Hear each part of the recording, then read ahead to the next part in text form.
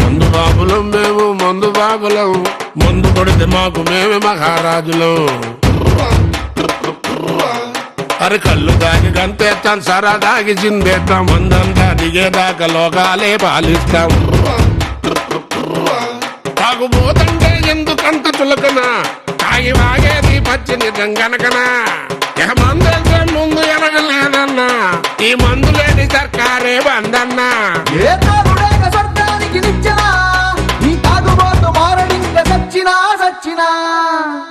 మత్తులో ఉన్నవాడు గమ్మత్తుగా చిత్తవుతాడంటారు. సెక్షన్ 185 మోటార్ వెహికల్ యాక్ట్ ప్రకారం చూస్తే ఒకవేళ తాగి వాహనం నడిపినా 100 ml ఆల్కహాల్కు 30 mg అనేది పర్మిటబుల్ లిమిట్. అది దాటితే ఆ వాహనాన్ని సీజ్ చేసి ఆ వాహనం నడిపే వ్యక్తికి ఫైన్ వేసి కౌన్సిలింగ్ ఇచ్చిగాని మరల వాహనం నడపనియ్యరు. ఇన్ని కట్టుదిట్టమైన చర్యలు తీసుకున్నా తప్పులు చేసేవాళ్లు చేస్తూనే ఉన్నారు. See, like we are over speeding and the drunken driving. We keep having the special drives. In fact, the drunken driving is a flagship program of the Hyderabad Traffic Police, and it's working out very well. And we are twice a week we conduct special drives for the drunken driving, and similarly with regard to the over speeding, we are having the checks for the over speeding with the speed laser guns at the various locations, and we try to do enforcement. Apart from that, we try to educate the people, the violators also. Whenever we are having 2 traffic training institutes, one at Begumpet, another at Goshamahal, where we try to counsel these people. And then definitely we keep conducting the classes for the children, and then we will be expanding shortly to the college students also, and to make them aware about the traffic rules. ఇక ఈ సమస్యకు సమాధానాలు వెతికే ప్రయత్నం చేద్దాం. ముందు వీళ్లు చేసే నేరానికి పడే శిక్ష కఠినంగా ఉండాలి. తప్పు చేస్తే కోలుకోలేని దెబ్బ తగులుతుంది అనే భయం ప్రజలలో రావాలి. ఆ భయం ఇప్పుడు ప్రజలలో లేదు. పట్టుకుంటే ఫైన్ కట్టేసి దర్జాగా వెళ్ళిపోతా అనే భావనుంది. ముందు ఈ శిక్ష మీద చట్టం దృష్టి పెట్టాలి. మేము నోటీస్ చేసిందంటే చాలా ఘోరమైన యాక్సిడెంట్స్ జరిగేటివి. చాలాసార్లు పంజగుట్ట ఫ్లైఓవర్ పైనుంచి కిందికి పడిపోయే మోటార్ సైకిల్ డ్రైవర్స్ చనిపోవడం, లేకపోతే వెహికల్స్ మాకు హుస్సేన్ సాగర్ లేక్లో పొద్దున్న లేవగానే అక్కడ ఒక కార్ పడి ఉంది అంటే ఎంత స్పీడ్గా నడిపితే హుస్సేన్ సాగర్ లేక్లో వెళ్ళి పడాలి అది. సో ఇదంతా తాగినప్పుడే జరుగుతుందని భావించి మేము గ్లోబల్ రోడ్ సేఫ్టీ ప్రోగ్రాంలో మేము మెంబర్షిప్ తీసుకొని WHO ఆర్గనైజేషన్ ఆధ్వర్యంలో జరిగే ఇంటర్నేషనల్ ప్రోగ్రామ్ ఇది. మేము డ్రంక్ డ్రైవింగ్ ఎన్ఫోర్స్మెంట్ కూడా స్టార్ట్ చేసి రాత్రి ఎస్పెషలీ వీకెండ్స్ ఈ డ్రంక్ డ్రైవింగ్ ఎన్ఫోర్స్మెంట్ చాలా స్ట్రిక్ట్గా ఎన్ఫోర్స్ చేసి ఈ కౌన్సిలింగ్ అనేది కూడా స్టార్ట్ చేశాం before we produce them before the magistrate. అంటే ఇప్పుడు డ్రంక్ డ్రైవింగ్ ఎన్ఫోర్స్మెంట్కి మ్యాజిస్ట్రేట్స్ జైలు శిక్ష కూడా విధిస్తున్నారు. అండ్ కౌన్సిలింగ్ అనేది మేము వాళ్ళకి వీడియోస్ ఇవన్నీ చూపించి వాళ్ళ తల్లిదండ్రులను పిలిపించి వాళ్ళకు కూడా చెప్పి మీ పిల్లలు ఈ విధంగా తాగి నడుపుతున్నారని వాళ్ళకి చెప్పి అదంతా కూడా అంటే సామాజికంగా వాళ్ళపైన ప్రెషర్ తీసుకురావాలని ఉద్దేశంతో ఇదంతా చాలా ట్రెమెండస్ ఇంపాక్ట్ వచ్చింది drunk driving enforcement. So accidents కూడా చాలా కంట్రోల్ అయ్యాయి.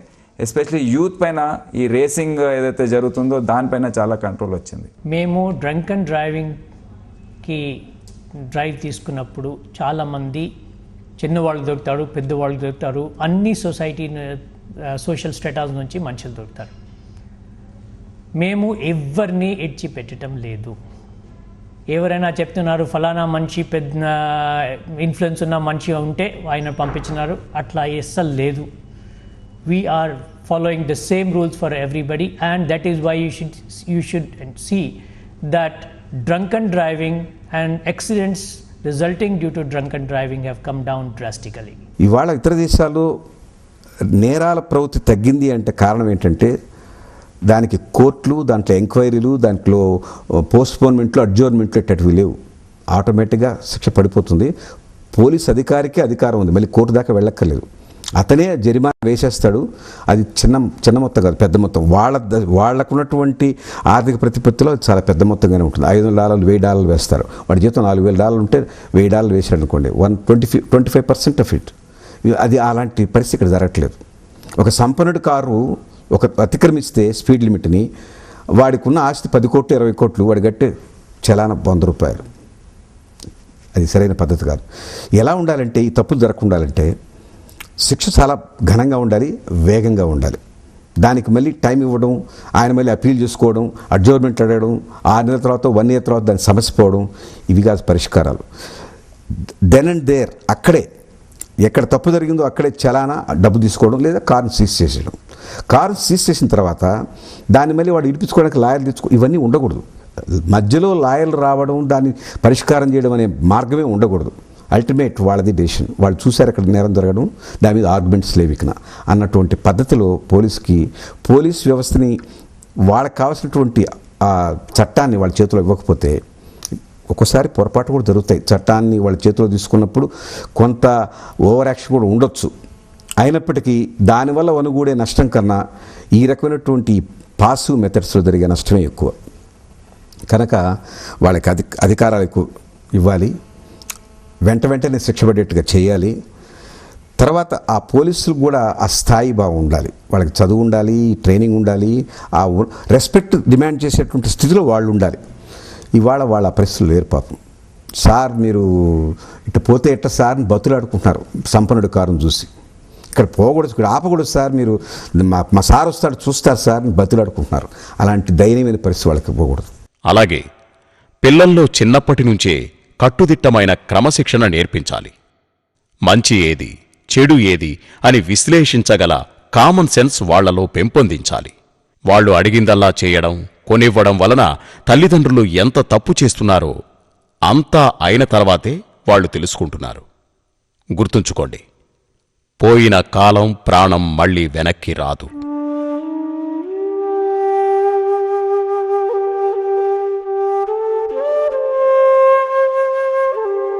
ఇంకా అందరూ ఏకగ్రీవంగా అంగీకరించినట్లు డ్రైవింగ్ లైసెన్స్ ఇచ్చే విధానంలో పెను మార్పులు తీసుకురావాలి.